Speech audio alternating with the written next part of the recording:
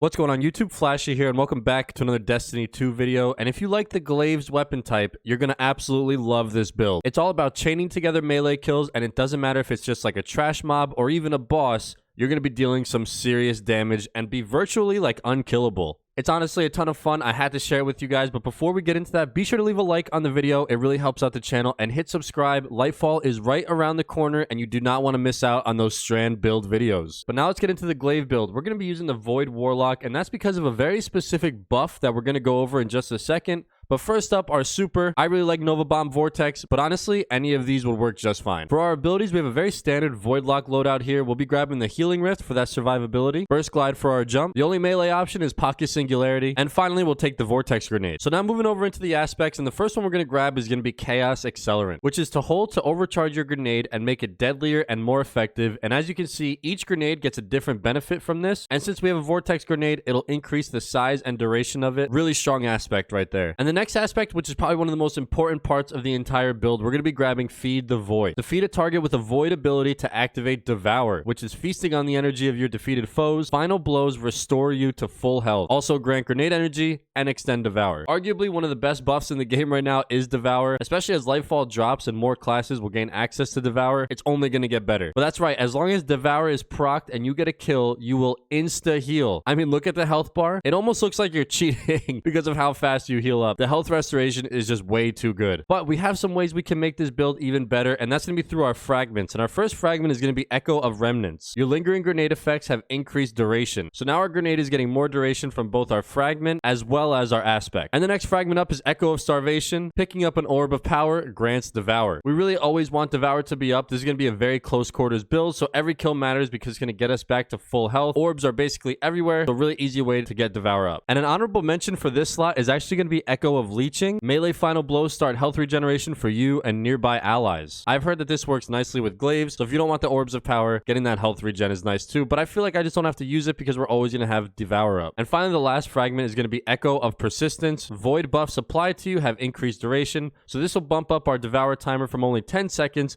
up to 15 seconds. Really solid fragment there for any Void build in general, really. We have our subclass all set. Our Vortex grenades are all buffed up. We know we need to have Devour procced at all time, but what makes this build special with glaives? Well, that is going to be the Exotic Warlock Gauntlets, the Winter's Guile. With the armor perk Warlord's Sigil, eliminating enemies with melee attacks increases your melee damage. Now, at first glance, I'm sure this exotic went right into everyone's vault. Nobody really uses Warlock melees, but then you might realize that a glaive actually counts as a melee, and a very fast one too. So getting a kill with glaive melee will apply a stack of Warlord's Sigil, which can actually go up all the way to ×5, increasing the damage of the next melee and resetting the timer with each kill. And honestly, this damage increase is no joke. As you can see on screen, the first hit with my glaive did about 18,000, and then by the ×5 bonus, my glaive is hitting just about 60,000. So really absolutely crazy damage buff when that Warlord Sigil gets all the way up to that ×5. Now, when you pair this massive damage with a room full of enemies and Devour, which is instant healing with every single kill,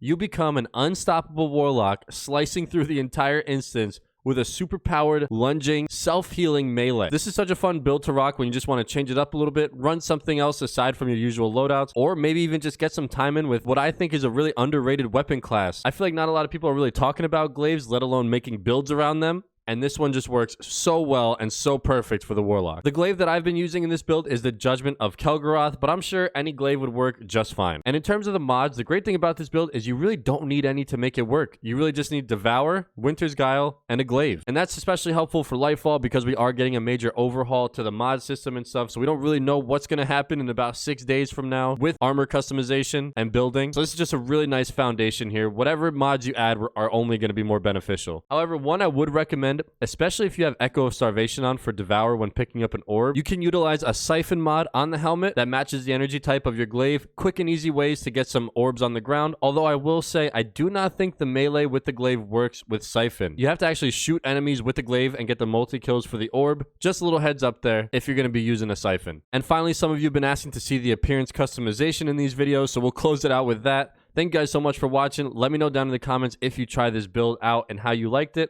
Please be sure to subscribe, and I'll see you all in the next one.